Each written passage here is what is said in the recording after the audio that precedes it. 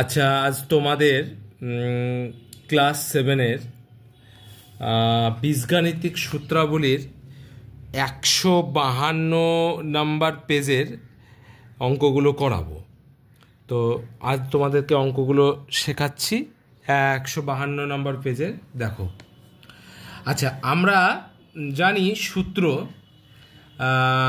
a plus B তার whole square. কী সূত্রটা?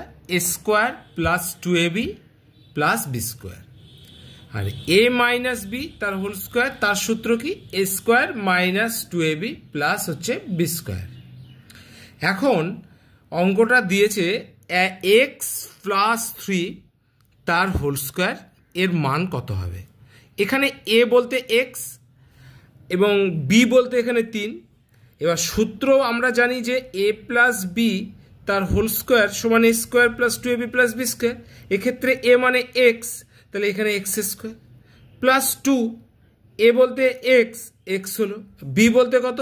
3, তাহলে 3 হলো। আর বি স্কোয়ার বলতে কত আছে এখানে? 3, 3 স্কোয়ার।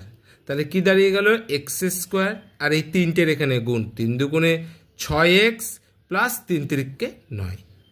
সেম আমি আর একটা অঙ্ক তোমাদেরকে করাচ্ছি, সেটা হচ্ছে ওই 152 পেজের 5-এর অঙ্কটা। এম প্লাস এন তার M N plus L square. এবার এটাকে হোল স্কোয়ারের সূত্রে ফেলবো।